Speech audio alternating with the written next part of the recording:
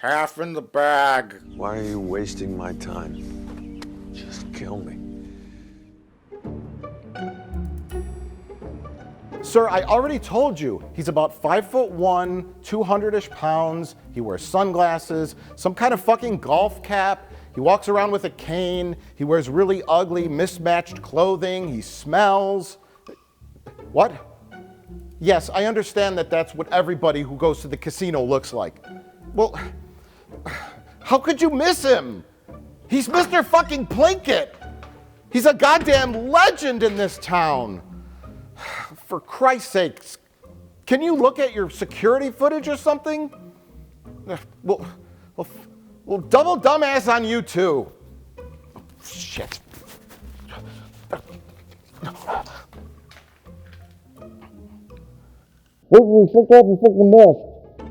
What? I can't understand you. What?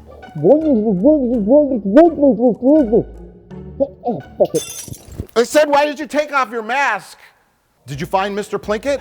No, and I looked everywhere. Well, where did you look? Well, from the pharmacy, I followed a series of wacky clues that led me from one comically overcrowded venue to the next. A fish fry, a ballroom dancing class for the elderly, an overcrowded sauna, bingo hall, and finally I found out that he got accidentally invited to a very crowded office Christmas party, and that's where the trail went cold. What? Oh my God. I decided to stay at the Christmas party, just in case Mr. Plinkett showed up, but then I got wasted and I put my balls on the copy machine, and then I threw up in a paper shredder. It's all on Instagram and TikTok if you want to see. No, Jay, I don't want to see. And quite frankly, I'm fucking disappointed in you. Your job was to find Mr. Plinkett and you failed. And who the fuck has an office Christmas party in February? COVID delay. Oh, right. COVID delay. Delayed, yeah, because of COVID. COVID delayed, like it was supposed to be, obviously, in December. It was an office Christmas party, so it's supposed to be in December. COVID, yeah. But the COVID spiked and they delayed it till February. Pushed it to February. Why is February okay? Well, it was a Christmas party, but it was delayed. They get a Christmas of St. Patrick's Day. Well, they actually had that in December. What are they going to delay the St. Patrick's Day party? Fucking COVID delay? That was the COVID delay from the year before. Oh, right. Everything's out of whack because of COVID delays. Yeah, so 4th of July is in October now. No, 4th of July is still on 4th of July. I'm still celebrating 4th of July from 2020. Next month. I don't even know what holidays are. Was that because of a COVID delay? Of course. Delayed, yeah, COVID. I haven't had my 54th birthday yet. I had a great plan if he showed up, too. I was going to spike his drink with a date rape drug and then wheel him back to the house. Where the hell did you get a date rape drug? So, this one time when I met Bill Cosby... Oh, forget it. I don't want to know. Oh no, I got the Rufinol from a dealer on the street. I was just going to tell you an amusing anecdote about the time I met Bill Cosby. What? Why would you start telling me some random story about a time you met a celebrity? We're in the middle of a crisis, Jay. I don't know, to lighten the mood? It's actually a really funny story if you want to hear it sometime. Well, it was a funny story.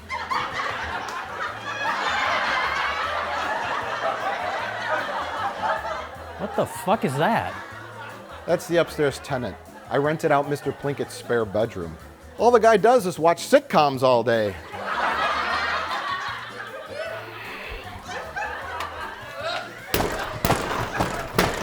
Turn it down! Shut the fuck up! No one thinks Webster is funny! Sorry about that. Oh, it's fine.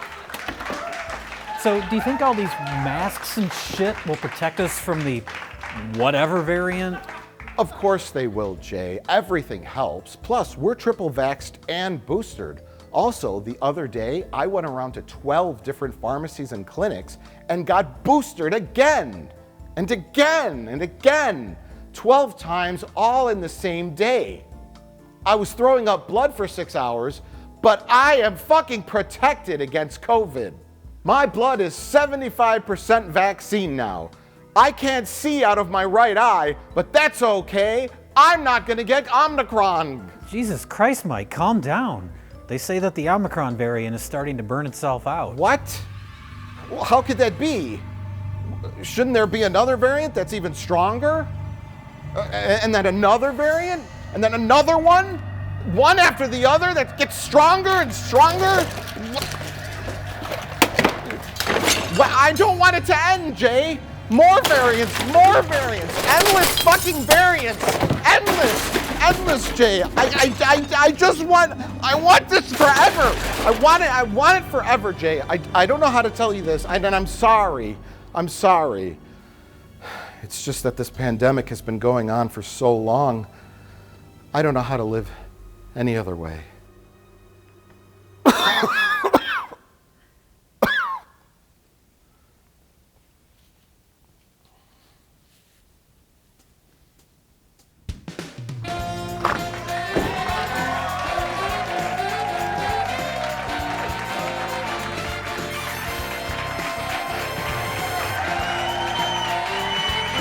Hey, asshole! Turn it down! Mr. Plinkett, where have you been? Well, not that it's any of your business, but I was at the casino, the pharmacy, a fish fry, then I went to my ballroom dancing class, the sauna. Oh, and then I accidentally got an Evite to an office Christmas party. I must have sent it to the wrong email. But I went anyway, for the cold food and the hot sex. It was a wild party. Some lady was Xeroxing her balls in the copy machine. Why would you say it was a lady if she had balls? Jerry, I just joined the Twitter, and I learned it's not okay to assign gender to anybody. She was a pretty little lady with a beard. I'm sure it was a man. And you're assigning gender by saying it was a lady. Get woke, bro. You guys, this is the stupidest conversation ever. Mr. Plinkett, what happened with your COVID?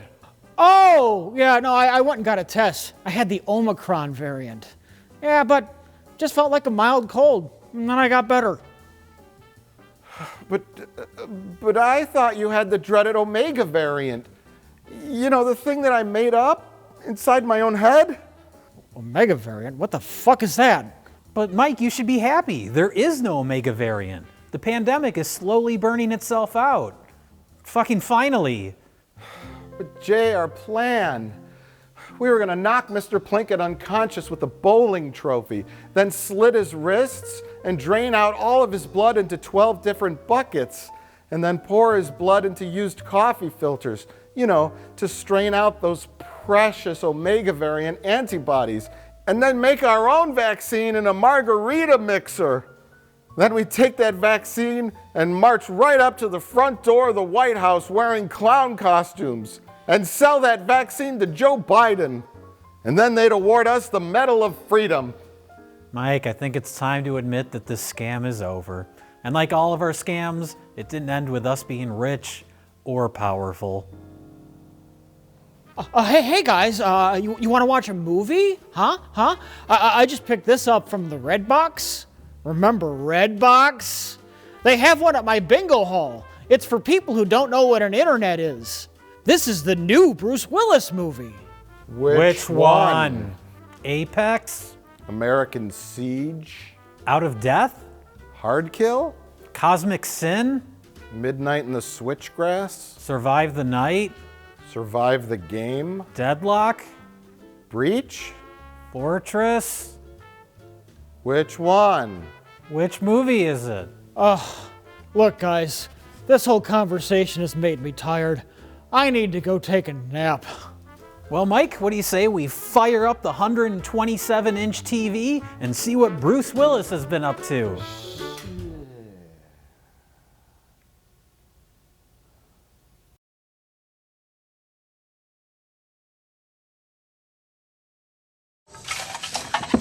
Hey. I thought you were dead. Get out. It's time to get up. You could. Hey, Mike, seen any Bruce Willis movies lately? In fact, Jay, I have. We just watched several of them on Mr. Plinkett's big screen TV. Really taking advantage of that giant television. I know. Watching these carefully crafted films. They're works of fart. Why did we do this, Mike? Well, for years we've noticed films in the red box on demand with an aging movie star on the cover. All look like junk movies, and we always called them red box movies, and we laugh at them, and we never really knew. We always suspected they were made, abroad, foreign countries, like cheaply. We didn't really know much about them. Yeah, they're just movies that appear. You never see trailers for them. Nobody ever talks about them or reviews them. No. They just show up in that crappy little red box. Right, or Amazon Prime or Vudu or whatever, like on-demand service. And you say, hey, this has a famous person in it. How have I never even heard of it? Exactly, and they're not, they're famous people that are they're fading stars. Yeah. But they're still names. Your John Travolta's. Yes. Nicolas Cage keeps bouncing back and forth between these and good movies. Thank God he takes a good script every now and then. But yes, your Nicolas Cage, Robert De Niro, Al Pacino, Bruce Willis. Bruce Willis is the biggest criminal of them all. Well, that's that. We've talked in previous Half in the Bags, and the most recent Half in the Bag, we mentioned the never-ending pile of Bruce Willis movies. And so we said, hey, let's dive into those. What are these? Where did they come from? Then somehow I saw an article on the internet. It was on vulture.com, an article by a guy named Joshua Hart from May of 2021. And it was called The King of the Geezer Teaser, which is the name for these types of movies, where they have an old male action star actor as the pull, and who's barely in the movie. Mm-hmm. And it was called The King of the Geezer Teasers. And so that was kind of the genesis of this discussion and diving into these Bruce Willis films, because Bruce Willis has made 11 films in the last 2 years. And that's he's walked in front of the camera for 11 films. Exclusively. I'm not like, there isn't like an art film or like a TV appearance in this. It's specifically only 11 films, and they're all trash. And we're gonna go through those, all of them. Yeah, I think the original idea for this was like, we'll make fun of these crappy Bruce Willis movies, because you've heard about like, oh, he uses body doubles, he barely acts. Keep working, old man. I'll take you anytime, punk. And so that was kind of, I was going into it like that, like, oh, this will be fun to make fun of. But most of them are too pathetic to be funny bad. And it led to a much larger discovery of this factory, this exploitation factory. Yes. That is going on, that is completely under the radar because nobody watches these things. Somebody must. They get made, they get bought for distribution, and then nobody watches them. A good business model would collapse if nobody watched them. Well, that's what I say. I'm sure they get paid. Cosmic Sin is one of them. That's on Netflix right now. Once upon a time, you were a big, bad motherfucker. But now? But now?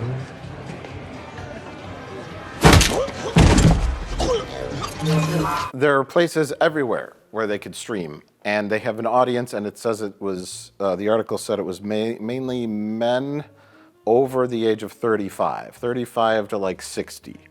That's their demographic. Because no one under 35 gives a shit about Bruce Willis. Right, it's probably even older than 35. Probably guys in their 50s. Well, people that still rent DVDs from Redbox. Yeah, it's Redbox and it's streaming. But so before we dive into the movies, which is the fun and interesting part, we want to credit the article. So make sure you go read it.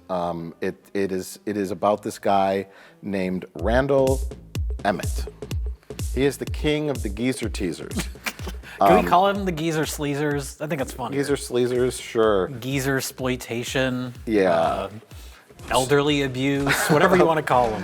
Well, this guy, he started out as, I think he was an intern for like Jerry Bruckheimer Productions, but then he was Mark Wahlberg's personal assistant, and he's the inspiration for the character Turtle on Entourage. Okay. A show I've never really watched, but I know that. I think I've seen one episode of it, and I didn't like it. This guy, another guy, they talk about the Canon group, Canon Films, like how they kind of started the model of doing the cheap. I wanted to compare this company to Canon and to Roger Corman, but we'll get there. Yeah, and interestingly enough, the one movie that kind of kicked off this whole thing was The Expendables. Oh, that makes sense. You remember watching that and you're like, something's really cheap and bad about this, and I don't quite know what it is. This doesn't feel like a real movie, even though it was in the theaters. I'm assuming that they know what I probably mean? have a formula where all the budgets are kind of the same. Maybe a little bit more for a sci-fi movie than like a gritty cop movie. Right. But I mean, they're not putting any money, even in the cop movies, they're not putting any money into effects, squibs, anything like that. It's all plugins. Right. Which, going back to The Expendables, that's what I remember about that movie. Yeah. They were promoting it as like, it's a return to gritty 80s action. And yet It was a lie. it was a big old lie, because every squib is just a digital plugin. Oh yeah. There's something that felt off about Expendables. I was like, this is a great concept. All these washed up 80s, 90s action stars all together in one big movie. What a great thing. And I then remember we being watched it confused by that one too, because it was directed by Stallone, and I liked the couple movies he directed before that. He did Rocky Balboa, and he directed the fourth Rambo movie. And I actually like his directing in those. So I was like, oh, he's doing The Expendables. And then I started watching it, and it felt like every shot, it felt like the actor was shot at a different time in a different location. This is like the precursor to these Bruce Willis movies. And so there's a handful of players. There's, this guy Randall Emmett has produced. He has a movie credit as a producer for 110 films. Oh my God. His movies have grossed more than $1.2 billion. So the model is he accepts money from anyone who's willing to offer it. Most of the money goes to an aging star like a Bruce Willis, etc. They use that actor's name to pre-sell the movie even before it's done to foreign markets to help pay the rest. Shoot in locations where the tax credits are the best, i.e. not in the U.S., probably. A lot of the ones I watched were shot in Georgia. Georgia has a lot of productions there. Yeah. Or Canada, or I think Apex was Canada. Right. There's those like actors that you always recognize. Oh, sure. And I was like, that's a Canadian actor. This is shot in Canada. Yeah, and so movies shot in 2 weeks or less. So basically, if you watch one of these movies, there's and we're going to do a supercut here to show you. There's a million different logos in the front. Probably people who put up money or. That was my very first note when I started watching my very first film from this group. Was there are so many opening company logos. Yeah. That was before Apex. I started laughing out loud because they just kept something going. Venture capital, blah, blah, blah. And so everyone wants a piece of this. They'll throw money in, and then most of the movies are shot in 2 weeks or less. 2 weeks. 2 weeks. Bruce Willis gets 90% of the budget, and then does 0% of the work. They make the movie as cheaply and as quickly as possible, and make a poster and dump it, and then move on. Then it probably ekes out a small profit, and then they move on. And so it's it is a factory. It's an assembly line. Like I said, it turns the art of filmmaking into just a despicable, disgusting product. Well, that's why I wanted to compare him to Roger Corman, because Roger Corman, notoriously cheap, made tons of low-budget movies. Lots of them were rip-offs of bigger-budget movies, your Star Wars or Jaws or whatever. But Roger Corman was smart enough to hire young, talented filmmakers to make the movies fun. Joe Dante, make a rip-off of Jaws. And Joe Dante says, can I make it funny? He says, sure, do whatever. I told you not even to say that word. But the piranhas. What about the goddamn piranhas? They're eating the guests, sir. Or they they use their budget not on aging stars, but on car stunts or spaceship special effects, and they make the movies fun. These movies are joyless slogs. Oh, they're awful. They're so cheap and so poorly made, and they do hire young directors. One of the prime suspects in this whole operation is Edward Drake. I watched Edward John Drake. I watched a few movies by him. One of the worst fucking filmmakers ever. I did see an interview with him. He seems like a decent enough guy. It's like this young British man. He just seems to be like happy to have the opportunity, but holy shit. Which one did he direct? He did Apex. Oh wait, I know this because I went and I made a spreadsheet and I linked all of these characters Of all together. of our players? Yeah, Edward Drake directed 3. A guy named James Cullen Bressick directed 2. Matt Eskandari directed 2. And then 3, there are 4. Well, there's 11 Bruce Willis films that came out in the last 2 years, okay? And this is all he's done in 2 years, these junk films. Yeah, the anomaly in the last like 5-6 years of his career, I think, is Glass. That was like a real movie. Yes. I mean, I can't speculate on someone's financial situation, but you think, like, doesn't he have just a ton of money? Like, has he blown it all? Yeah. Do you know what I mean? It's none of our business, but... The one thing that is certain is that he's not doing it for the love of the craft. Well, oh, yeah. I knew that he was doing these cheapo movies where he wasn't putting in any effort, and I was still shocked by how bad he was.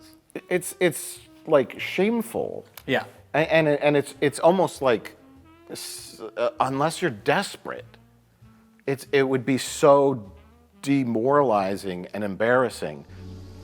Hi, Robert. It's a beautiful day today, isn't it? It sure is. I watched the movie Breach. We're going to talk about all these movies. And it is like, it's bad. That's the sci-fi one, right? Yes. The sets look just like the Space Cop sets. They use the exact same pieces of material. Yes. And the movie's made with like styrofoam sets that are spray painted. Can you imagine being Bruce Willis and walking onto that set? And how like ashamed you'd be at how low of a production it is. You know what I mean? Like, and so unless you have horrible amounts of debt, you owe taxes, you blew through all of your money, maybe he has to pay like fucking child support. He's got a bunch of kids, yeah. Unless you're bankrupt, why would you do this? Unless you're just like, hey, it's super easy work and I get like $500,000 for 2 days work. Well, he gets over $1 million per movie for maybe 2 days of work. Okay. So you do, 4 or 5 of these a year. That's all you got to do all year. I mean, that's okay. And then you just like, $1 million for one of these movies? More than $1 million. Okay. I want to say it was like, one of the articles I read, I want to say it was like $2 million. Okay. Then I stand back and So I think it's that. It's laziness of just, I get a bunch of money for doing the barest minimum of effort. Sure. To the point where I'm not going to memorize my lines. Did you notice the earpiece? No! We didn't both watch all of these, but we both watched Apex. And I noticed in one scene, I saw a little thing in his ear. And my first thought was, oh my God, they're just feeding him his lines. So then I did a little bit of research and I discovered something about Bruce Willis I didn't know. Could it be a hearing aid? He is like 75% deaf in his left ear from a gun going off right next to his head when he made the original Die Hard. So going that far back. Okay. So then I was like, oh, well, he's got a hearing aid. I'm not going to make fun of him for that. But then I noticed in some shots it was there, other shots it wasn't. So it's a continuity issue. But that's his left ear. And also in Apex and other movies, he has a little earpiece in his right ear as well. So somebody's feeding him lines. He walks on set, someone says into a microphone what he has to say, he just says it. Well, and then he goes back to his trailer. There's that scene in Apex when he's talking to the hologram. The hologram lady who's coordinating the kill hunt thing. I'm a popular guy. How you've stayed alive this long is beyond me. The luck of the Irish. So, should we explain the plot of Apex real quick? Yeah, well, okay. We're gonna get into the movies now. Okay. We've referenced the king of the geezer teaser. The stage is set. The stage is set. And you can go into this article because it's crazy. They talk about like the Russian mob and all these people want to kill this guy and he's being sued by this person and that person. And it's just this like completely tangled mess of he's super hated in Hollywood, but he makes these movies. He actually, Martin Scorsese was having trouble finding money to produce Silence. Oh, okay, yeah. Yeah, that's kind of a not very commercial idea, not a commercial movie. They talk about this concept of like an old time artistic filmmaker like Martin Scorsese, and the phrase "one for them, one for me," where he makes like a commercially successful movie, and then he's able to make something like Last Temptation of Christ or Silence or Kundun or an artsy-fartsy movie that's not going to bring in huge money at the box office, but it's something as an artist Martin Scorsese wants to make. So he had trouble finding money for Silence, and then this guy also got a producer's credit on The Irishman, a non-union producer credit, because I don't think he's in the Producers Guild of America. Okay. And I think most of his movies he tries to shoot without union. He tries to get around that. I mean, I'm not like saying exactly what this guy does. This is all detailed in the article. And so that's this guy. You could read about him. Great. Bruce Willis. I understand a little more about why he makes these movies because I didn't think it was that big of a payday. Yeah. But that does sound like 98% of the budgets of these movies. Sure. And you have to have some nerve to walk onto the set of a trash movie where you're taking 98% of the money and everyone else around you is either working for free or peanuts. Yeah. And I would feel like a huge piece of dog shit if I did that. Doing absolutely nothing? Doing barely not anything, and everyone else doing tons of work and trying to make it in the business, and you're riding that wave of your name. I get it, you earned that name, but I would still feel like a piece of garbage, like making that much money when someone else is making $100 to hold the boom mic. I would feel crappy. Yeah. I mean, you're a movie star, you're the draw, but at least put in the tiniest bit of effort into a performance. That's related to the earpiece thing again. I found an article from I think it was 2017, where Bruce Willis was in a stage version of Stephen King's Misery. Him and Laurie Metcalf, which, side note, I would like to see that, Laurie Metcalf as Annie Wilkes in Misery. Sure. She'd be great. But I found a bunch of articles that were criticizing him because somehow it came out that he was having his lines fed to him. And usually, when an actor goes back to doing a stage production, it's kind of because they want to, they work on these big movies and they want to kind of get that feel of what it's like to be a real performer again. Why the fuck are you doing it if you're just having someone tell you your lines? What did he get out of that? It's so weird. Maybe he made a deal where he got 98% of the ticket sales. I have no fucking idea, Jay. We should get in there, save the day. Well, that would be stupid.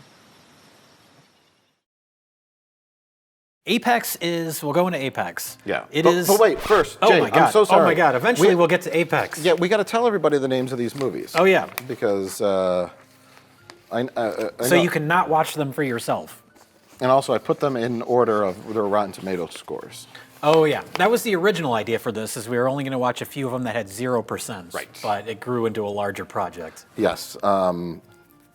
Okay, so number one, ironically, Apex. I was going to say that's the most ironically titled film of all time. 0%. American Siege, 0%. Out of Death, 0%. Hard Kill, 0%. Cosmic Sin, 3%. Oh. Midnight in the Switchgrass. That's going to be a little bit higher, I'm guessing. 8%. Okay. This guy, the King of the Geezer Teaser, actually directed. Okay. That's his first film, and I think he might have wrote it too, co-wrote it. Okay. But he was. I didn't watch the whole thing. I skimmed through that one, and it looked mediocre, but it was better put together than a lot of these. I think they tried a little harder on that. I think so. Still, they only managed to get it up to 8%. Survive the Night, 14%. Survive the Game, 14%. Oh my God. Deadlock was not reviewed by anyone, but it has a 15% audience score. But it made all of its money in Puerto Rico. I have no idea. Breach, 20%, and Fortress tops it out at another 20%. Wow, I'm surprised any of them got into the double digits. Yeah, so... to be fair, some of the ones that are 0% only have 5, 6 reviews. Yeah. But Well, let's talk about our first film, Apex.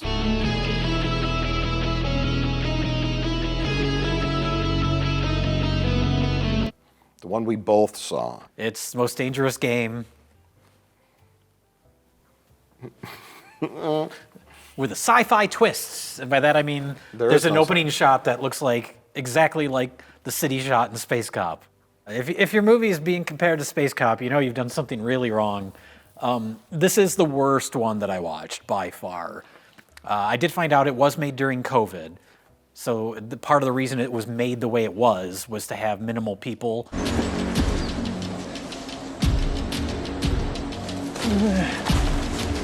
But talk about Bruce Willis having his lines fed to him. I texted you like halfway through the movie because you'd already watched it. And I was like, is he going to be in a single shot with another actor? And there's a couple shots. One shot. There's a couple shots where he's in the frame with probably a stand-in, because I don't think he was in the same shoot with any of the other actors in the movie. But yeah, most of the movie is him leaning against trees in the woods. Well, here's the premise. Neil McDonough, who's some kind of character actor, he's been in a lot of things. You'll recognize his face. I think he was he in Star Trek? He was probably in Star Trek. He's probably in some Star Trek. He's an example of a pro, a professional actor. He's working on this cheapo shit movie, but he's still trying to put in a performance. He's pretty good. Yeah, it's in the future. They have holographic computer screens that are added later and post cheaply. So it's the future. My favorite piece of future technology is the fireplace, which is just a normal fireplace, but there's just like a red glow coming from it because it's the future. Oh, God. And so a cast of unlikable, lovable characters who all are a bunch of fat white guys and some girl all go to this island to kill the ultimate prey, which is Bruce Willis, who is in prison for life, and a hologram lets him out. That opening scene with him in the prison cell with the hologram sets you up for everything. You can tell they just pointed a camera at him and they said, say this line. Now say this line. Yes. Hey, buddy. Are you lost? Holy hell, sir, how are you still alive? Come closer and I'll show you. Enjoy the rest of your day. You're coming on a little strong. Maybe you could settle down and visit the grandkids. Grandkids? I don't have any grandkids. So, yeah, you can literally feel the cuts. Mm-hmm. And what he's saying, it's like he doesn't even know the context of what he's saying. Oh, yeah, no. I mean, especially to learn that he's having his lines fed to him through his ear. Yeah. He's just saying words. Yeah, he's literally just saying words. Okay, I'm in. Well, the premise is, yeah, they're chasing Bruce Willis through the woods to hunt him for, I guess, for sport. Is there any mention of money or anything? I think it's just for sport. Yeah, yeah. They pay money to do it. So. But Bruce Willis, he's so clever that he puts it in their minds in one line of dialogue. He says, hey, can the hunters kill each other? And the hunters are like, oh, we've never thought of that. Hey, I got a question. You're coming through loud and clear to all. Can hunters kill other hunters? And then they just kill each other in the woods through the rest of the movie while Bruce Willis looks through a bush. Well, they let Bruce Willis out of his little room, right?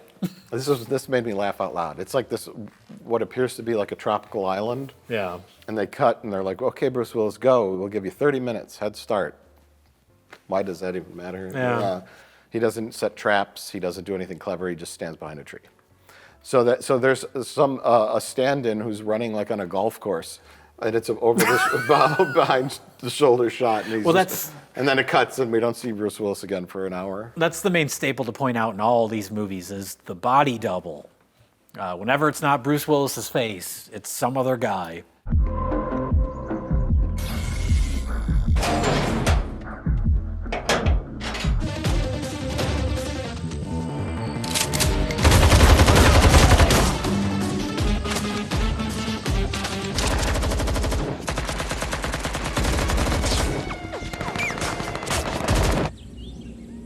Die, skeleton.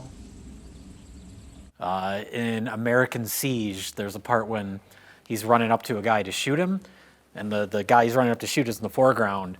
So I guess they figured, hey, the body double, he's facing the camera, but he's out of focus, and this is a gritty action movie, so it's shaky cam. So maybe people won't notice it's not Bruce Willis. But they did. But I noticed. Yeah. Oh, I noticed. There is literally no reason for all the hunters to kill each other.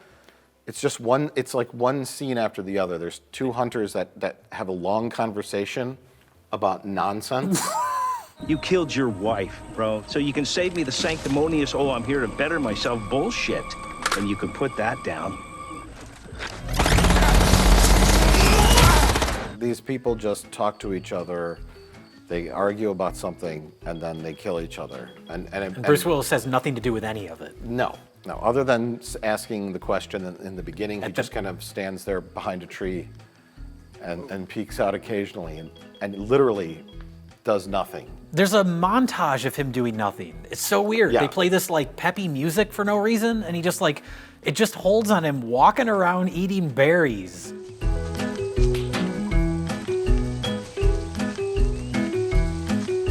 Yeah, the berries had like LSD in them. Yeah, they say it's like, oh, pretty soon you're gonna start tripping. Yeah. You're about to trip some serious balls. It doesn't bother me. As if that's gonna be like something that is a detriment during the climax, but then it isn't. It just kind of happens and then goes away. And then it goes away, and then the movie continues and has nothing to do with anything. And that's the phrase of the day, I suppose. It's just wasting time. It's just filling time. Oh yeah. Nonsense characters talking about nothing, cutting to Bruce Willis, like spreading out his screen time. You're just standing behind a tree.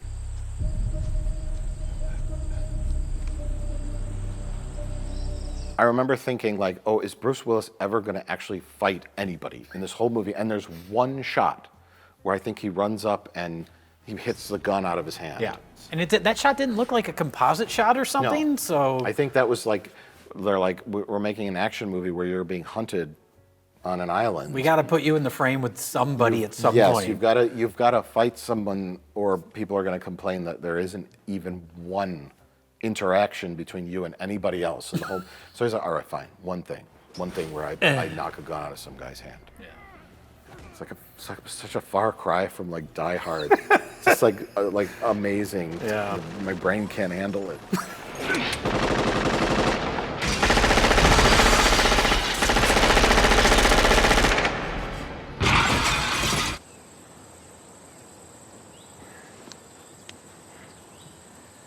Well, there's a scene in this, and I think it's supposed to be like the end of the day and the beginning of the next, but Bruce Willis falls asleep on camera. It's like 45 minutes into the movie, and he just goes. It's just a close-up of him. Yeah, and then I literally thought he fell asleep on camera. then it cuts to and it's like the next day. Yeah. It cuts to black, and he opens his eyes, and it's like the same exact lighting. Mm-hmm. They shot it like a minute later. And I was like, his character was actually getting sleepy and he fell asleep. They didn't do a scene where he like climbs up in a tree and finds like a secret spot to sleep for the night and makes a bed like under the ground. Yeah. And, it does like it's the bare minimum. Oh my God. The bare minimum for what can pass for a movie. Is that before or after he finds a cigar in the middle of the woods? Yeah. A cigar and a lighter right next to it? Yeah. I guess you could say that was like, one of the people that got killed on the island. It probably was, because he finds a skull. But you should have had it like in the hand of a skeleton hand or something. Mm-hmm. And then he rips it out. You're not gonna be needing this, pal. There's a awkward moment where he again I just picture in my head him going, I want to smoke a cigar in the movie. Yeah. Or I brought this cigar to the set and I'm gonna fucking smoke. And everyone's like, sure, I guess so. And I want to say he probably told the camera guy or the director, like, watch me blow smoke rings. And then he tried and it didn't work. He couldn't do it anymore, and then they just left it in the movie. Yeah. They got to use every frame of footage they have of him. Oh, and there's also the scene with the mongrels. Do you remember that? Oh my God! All of our main hunters have been killed, and they're like, I guess we need more action in this movie. West, I'd like to buy 5 mongrels, please. So Neil McDonough calls up mongrels, which I guess are just like low-level hunters that all beam to the island, and Bruce Willis's body double just shoots them one after the other with no effort, and there's nothing clever about it. No. It's just a montage of Bruce Willis from the neck down shooting people. Neil McDonough's the head bad guy. He's a doctor. He collects severed heads as trophies. Right. Why is the trophy room in the house? Why wouldn't it be in his own personal house? That's a very good question. But he puts the head into, it's like a glowing doorway that's supposed to be like, I guess a transporter, where he puts it in this transporter and then it shows up in his trophy case that is for some reason in the Apex house. Yes. But you can tell it's just a doorway to the house because it still has the door hinges on it. You know, you pop out the pin and you take off the door, but the hinge is still attached to the frame. And he just sticks the head in there. I don't know. But Neil McDonough is the Apex man. He's the bad guy, the big bad guy. And so he's, for no reason, he's the one that has to have the confrontation with Bruce Willis. Bruce Willis says, "I'm hungry." Hey, you got anything real that I can eat? I'm starving. And so he goes there, like, the craft service table is inside. That's why he's in the house at the end. Because he wanted food. There's a table of food. And he goes up to the table of food. And, I don't know why I can't remember, but they have their confrontation and they are green screened in. Mr. Malone. Fuck. Well, Bruce Willis is. I don't think the Neil McDonough is. I know the green screen didn't quite look convincing, so they just color corrected the scene to be like all red or blue or something. It's bathed in red, I guess, from the future fireplace. Future science fiction something. It is a way to try and conceal the bad key effect. It was. But very clearly. Can you imagine if the climax of Die Hard was Bruce Willis just green screened in? Looks like a SNL sketch or something. Did you rehearse that? And they didn't even fight. No. They fired two guns at each other. One with like a bullet, like an explosive giant bullet. And they hit each other. And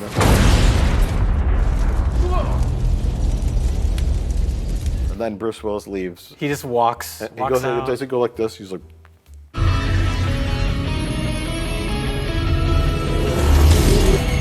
And I just you can just see him just like stumbling out there and just going, what do I do? I don't know. Yeah. You walk in between those glowing rods and it's going to beam you away. What do I do? I don't know. Just and he goes like this, and then the movie ends. And it just fades to credits. It's so bad. And I want to tell you a little something. After every one of these I watched, well, I watched two. Yeah. I rated them 5 stars on Vudu,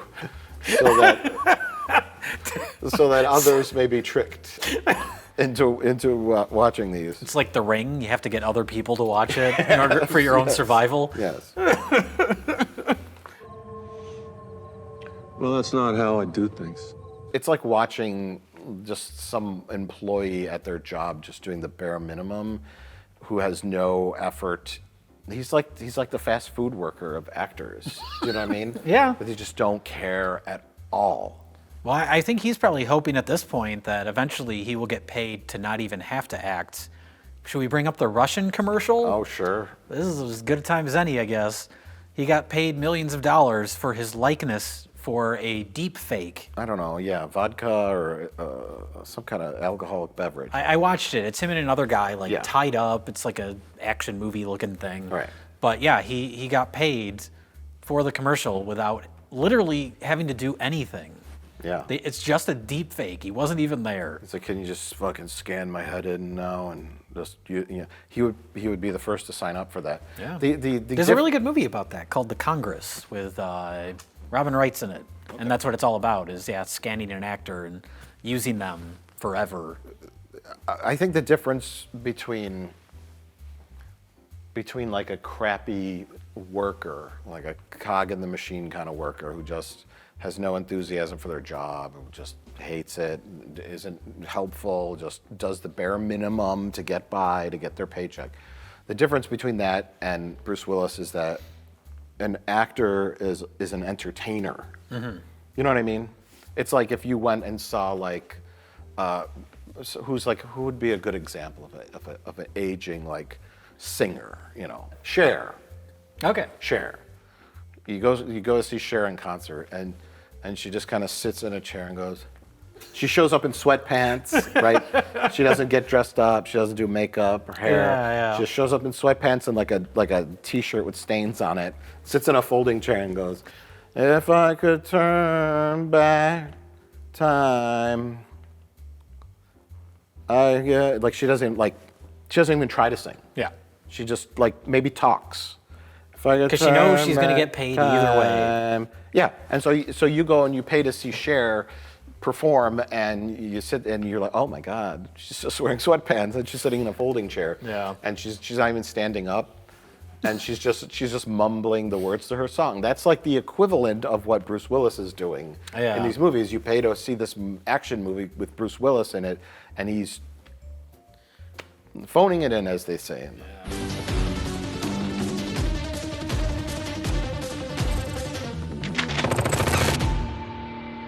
This man, he's perfect. We'll get out of Apex and we'll go to Breach. Breach is a giant pile of dog shit. This is him on a spaceship? Yeah. I think I saw a clip from it where he's shooting an alien with like a flamethrower. Yeah. And he's putting in no effort. He's just shooting the CG thing, and he's like, "Get out of here, guys," as he shoots them. Escape pod. Breach is basically a zombie movie in space. Okay. Guy and gal, the Earth's population is like 19 billion people, and it's about to explode. Not the Earth itself, but the Earth's fucked. Everyone's gonna die. Okay. I don't know why. There might be a reason. Overpopulation, disease, hunger, something. So that they're all going. There's people who get picked to go on a spaceship to go to the new Earth.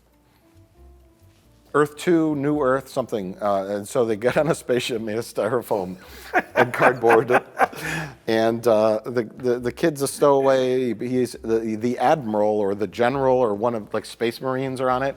There's 300,000 people on the ship, but they're all in cryo except for like 10 people. That's very convenient. Yes. And he's a stowaway. The Thomas Jane is in it. Oh, I saw him. He's wearing like sunglasses. He looked pretty cool. For the next 6 months, we will blaze across space and time. For most of us in cryo, this journey will be but a dream. He's in one scene in the beginning. He gets put in the cryo freeze, and then he shows up at the very end. He's 5 minutes of screen time. He goes from The Expanse to a styrofoam space cop set for a film shot for $50. Is he on The Expanse? Yeah. Oh, good for him. He's getting out of movies like Money Plane and Breach. Money Plane's another one of these fucking movies, man. Do you want to bet on a dude fucking an alligator? Money Plane. Some saboteur who thinks all of humanity should die brings a worm on board. And then the worm is like an alien life form that transfers to different bodies and turns everybody into zombies that go. Oh, God. That's a good way of not having to have a creature throughout the whole movie. Yeah. You just have people go. Bleh. Yes, exactly. And throughout the whole movie is the key phrase, because at the end, a bunch of zombie bodies blow up, but then the creature kind of morphs them all into like a big CGI blob thing with a mouth. That is an ugly motherfucker. Hey. You're one ugly motherfucker. That's what I saw Bruce Willis shooting at, I guess. So they have, and it's, for this movie, it's not bad looking. Okay. Surprisingly decent looking. But the star of the show is the sets. They have a little like mess hall set that I think they even like show like, you know, dolly shots of it when it's empty to show it off. Oh. A handful of scenes in there. But then it's like hallways, space cop hallways. And those plastic Home Depot panels on the walls, everything's spray painted. Like when there's a scene where two actors are talking and there's like close-ups and they're sitting against the wall. and you could see where two pieces of styrofoam were butted together to make some kind of weird panel, but weren't quite lined up. So it's like a little off-centered, and it's like right in the shot. And so they're just gluing anything to the walls. Yeah. Like, you know when you buy like computer monitor or TV, you know that styrofoam like... Oh yeah, the packaging The shapes. framing, yeah. like fucking glue that to the wall and spray paint it silver. Just stick anything on the walls. It's great. It's so dingy and disgusting and awful looking. They should have gone with like a clean white spaceship look, because it's so grungy looking. It's ugly, and the whole movie takes place on this spaceship.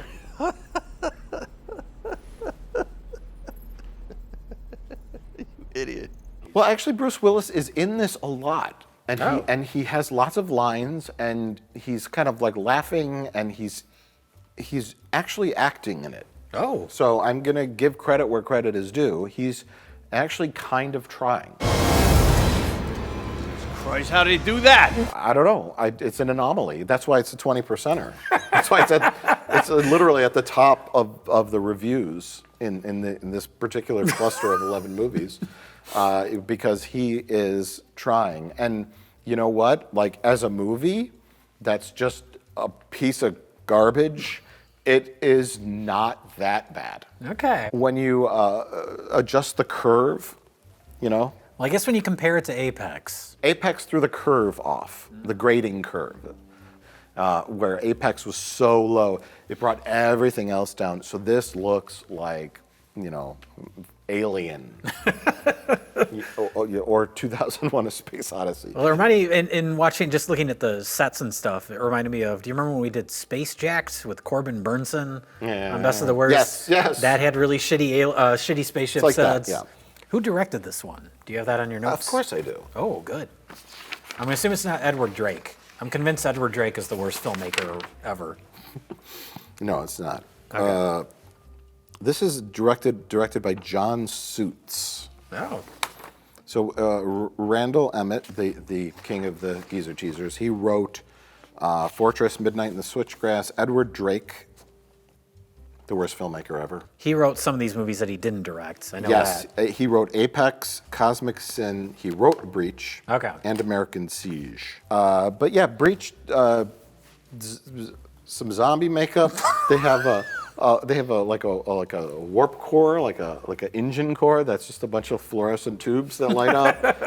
And then over the course of the production, the sign that says like engine room or warp core is. Are you sitting down? It's a piece of like the 1/4-inch foam board with like a sticker on it that someone printed out on their home printer. Oh, okay. Where it's not even glossy. Are we sure we didn't work on this movie? We didn't. Okay. I'm pretty sure. But at some point, somebody banged into it and like bent the corner of the foam board and the sticker. And so the corner of it looks like all jagged and fucked up.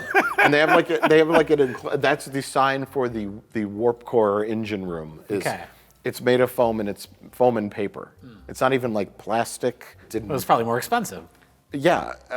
So the sets in their detail are just amazing. But to his credit, Bruce Willis is kind of trying. And I wanted to point out the muzzle flares in Breach are terrible. Oh, sure. But they are decent in Apex. I don't even remember them in Apex, honestly. I think they're shooting blanks in Apex. That would be a shocker if they were. Because there's that shot where they're like, I think he's over there. Everybody fire your guns away. Oh, the Predator shot? Yeah. Yes, the Predator shot. And you can see shells flying out. Oh, okay. Which could very well be a plug-in now.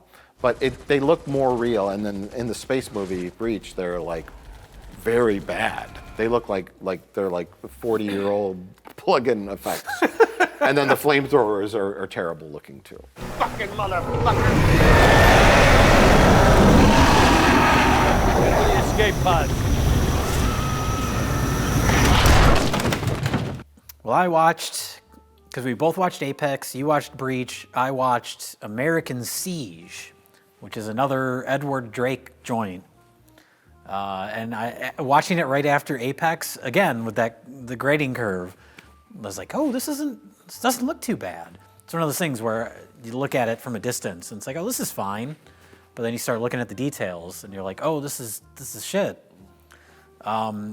It's a Georgia shot one, not in Canada. It was shot in Georgia. And everybody has a southern accent. And it's all handheld to give it that gritty cop movie look. And you add a shit brown color grade to everything so it looks like a real movie. But within the first 10 minutes, because when you think about like the sound recording, something's wrong. You know something's wrong. Because when you think about like sound recording for a movie, everyone pictures the guy with the boom pole, but a lot of movies also use wireless mics. Rarely do actors smack their wireless mic. Oh no! Like this. And the sound is kept in the movie. Oh my goodness gracious. But that happens. Deputy Lewis, are you on? Yeah. But the plot of this one is Bruce Willis is a cop. He gets a call that a doctor is being held hostage in his house. The hostage takers are there because one of them just got out of jail. So it's him and I think it's his brother and his girlfriend. And they go and hold this doctor hostage because they're convinced that this doctor knows something about what happened to the girl's sister. She went missing, and they don't know what happened to her, and they're convinced that the doctor knows something about it. He's in some sort of big conspiracy. I'm so bored. He has a comical fake, like, bank vault door in his house, and they're trying to get it open, and it's just got shit, like, glued to it, like hot glued to it. Is it made of styrofoam? Some of the pieces could be made of styrofoam. I'm gonna find out all you secrets I am. But they're like, the secret to what happened to his sister's got to be behind this bank vault door that's in this 2-story house. They finally get the bank vault open halfway through the movie, and this is a 2-story house in Georgia. And when they walk down, it leads to stairs going down into a basement. And the basement turns out to be like an underground, like, drug ring where they're like making new drugs and testing the drugs out on like captive people. And the bank vault was the door to the underground? Yeah. Okay. So they walk down the stairs and they're magically in like a 20-foot tall warehouse that's supposed to be underneath this residential house. Even though it's underground, there's windows with sunlight shining through. It's so bad. So between that and the lady hitting her microphone, it's like, again, they're not even trying. Oh, wow. But the big twist of the movie is that the sister that went missing, she was actually, they thought that they like kidnapped her and held her hostage in this drug basement, but it turns out she was actually like the ringleader of this whole drug operation. But also, the cops are in on it. That's the big twist. Except for Bruce Willis. He finds out the cops are in on it, and then he just walks out of the movie. And then I guess he has a change of heart, and he comes back, and his big clever plan to stop the dirty cops is to just walk up to them one by one and shoot them. I love it. That's where you see the bad... it's like stunt double? Yeah, like you see his double walking towards the boy. camera. Yeah, he just walks up to him and just shoots him. Just lots of shots of him just standing there shooting. 90% of the movie is the cops just standing on the front lawn. That's the meat. That's the filler. Yeah. The filler of we're in the woods. They try to send a drone, and the criminals inside just immediately shoot it down, and then that's the end of that. Yeah, because you know when you make one of these shit movies, you can't afford the time to have twists and turns. Different locations, different characters. Well, the twist, I guess, is that the cops are in on it. Well, that's you could have a twist, but I mean, like, you can't afford like multiple locations, multiple storylines, multiple. You know, blah, blah, blah. They leave the house and then it goes here and there and the. You need your setup, your ending, and then fill the middle, stretch the middle.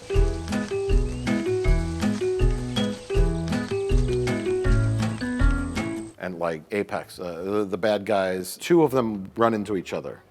Then they have an over-the-shoulder conversation that goes on for 8 minutes, where they say, "I'm a hunter, you're a bad guy." Generic blah, blah, blah. Movie dialogue. I come here to show who I am on the inside because out there in the real world, I'm just this guy, and here on this island, I can hunt down and then they kill each other. Yeah. And Bruce Willis goes.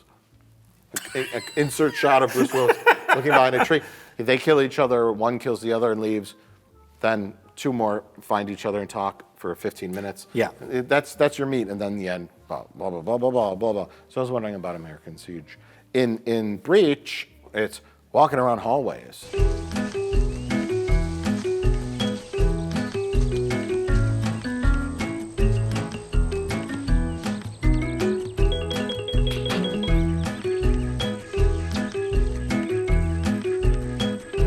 One other weird thing, going back to Bruce Willis having an earpiece that feeds him his lines, there's one shot in the movie where it shows up so much, like they don't even try to hide it in some of these shots, but there's one shot where it's like a complete profile, and I think they tried to like digitally brush it out, because he has like a cavernous void in his ear. It's like pure black, and I think they like painted that over the frame. What the fuck are you talking about? I think they painted over the earpiece with like just black, so it looks like pure black inside his ear. Trying to cover the earpiece. Trying to hide the earpiece. Oh, yeah. okay.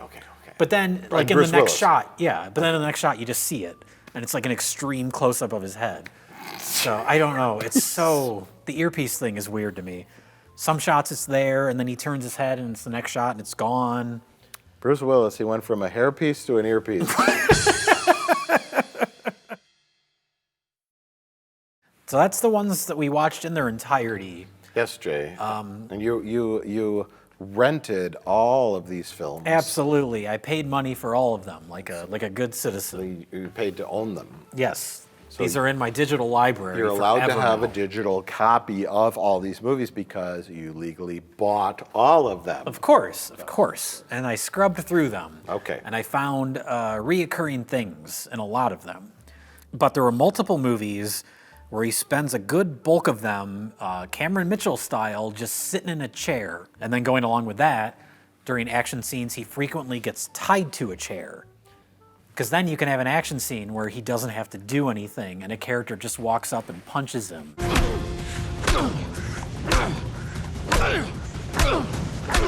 There's a really weird edit in one where he's tied to a chair and he's getting his face punched, and it's from behind, so it's clearly a body double. And then somebody else throws a bomb into the scene, and the bomb goes off, and it cuts to like a freeze frame of the back of his head. Close your eyes, sir! And then it just dissolves to the villain laying on the ground, and I didn't know what was happening. Whenever Bruce Willis gets punched, I'm just curious, it cuts to the body double going. Oh, yeah. Yeah. Because he won't... It doesn't even cut back and forth. There's one shot in, I think it's Deadlock. It might be Fortress. I get all these movies mixed up. But where it just holds on the villain, punching him repeatedly in one continuous shot.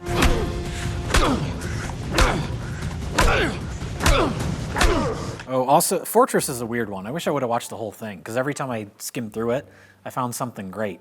So there's this one scene where Bruce Willis walks in, and it's like Shannon Doherty and a group of characters. And even though he doesn't do this in the rest of the movie, Bruce Willis just has a gravelly voice all of a sudden. He's like, how can I help you guys? Frederick Balzari. Dad. That's not possible. It's him. What does he want? Me. It's like, sounds like Krusty the Clown. Well, maybe that was like the first scene they shot, and then they said, well, let's lose that voice. Ease up on the voice. Yeah. Maybe. It's like Christopher Nolan's Batman, but they forgot to say ease up on the voice the entire film. Oh shit! You'll be in a better jail forever. We were supposed to tell Christian not to do that. I'm not wearing hockey pads. They're cutting the movie together, and they're like, Christian Bale talks like this through the whole thing? Where are they? Oh, day one, line one, we said we were going to tell him to stop. Oh, fuck! I showed you. Well, I guess we got to keep it for the next two films. People. Keep working, old man. I'll take you anytime, punk. It's astounding. The level of laziness in these movies is unparalleled. It's shameless. It's shameless. Shameful. It should be shameful. Shameful, yeah. They're shameless. So what's our takeaway from this? What is our takeaway from this? What is our takeaway from this? We are fascinated. Mm-hmm. You and I, we love movies. We love the movie business. And we also love bad movies. Yes, that's true. And these aren't funny bad movies. No. Apex comes close, but is very boring. They're all boring. They're all boring. If it was just a junk movie that somebody made for a couple $1,000 and it ended up on streaming and we watched it, but the fact that they have a former A-list celebrity in them, and then And they're banking their entire business model on that. Yeah, where they we don't have to do anything else. And there's a business angle to it that is fascinating to talk about. Well, there's only a business angle to the movies. I guess that's the interesting thing. Yeah, They've completely removed even the smallest element of art from any of these. And yes, the movie business is a business. And so yeah, you're a director of a film. You have X amount of days to complete it. You have a budget.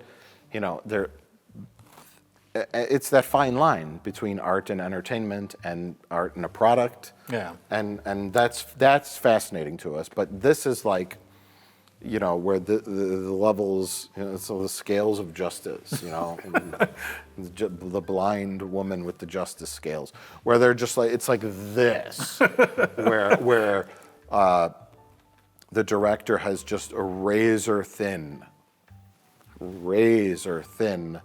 amount of wiggle room for any kind of artistic expression. There is almost 0%. Yeah. It's like you got to get this shot in. You got to shoot Bruce Willis's scenes in 48 hours. Yeah. And there's 95 pages of dialogue. How are you going to do that?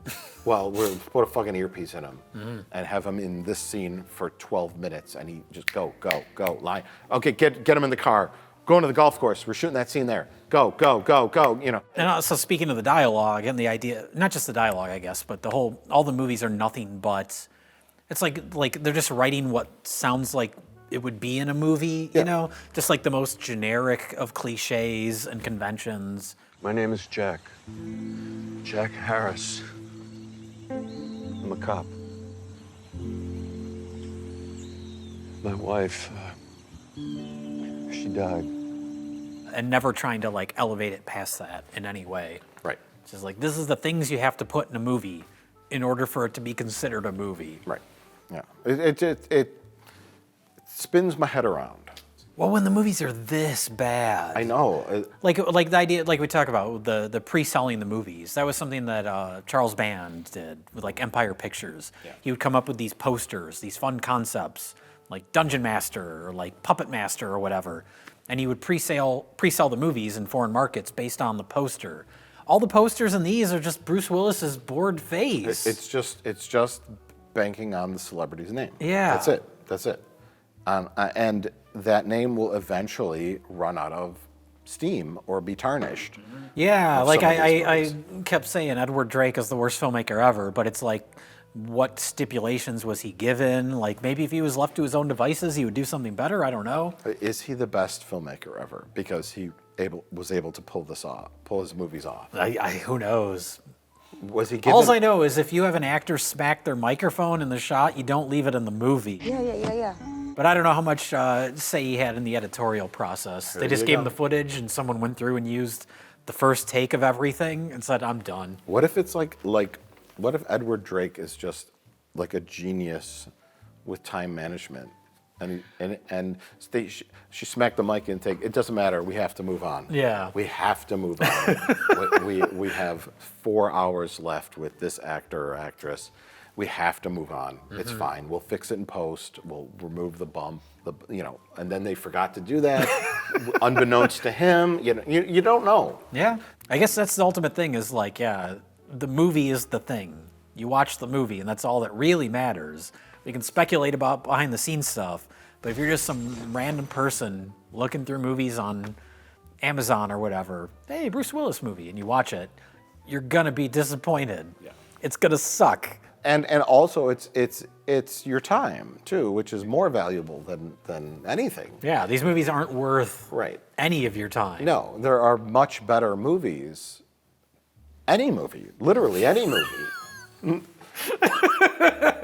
I'm speaking earnestly. Yeah. Any movie that's on streaming is worth your time more than any one of these 11 movies. Yeah. But, so, should people watch them No.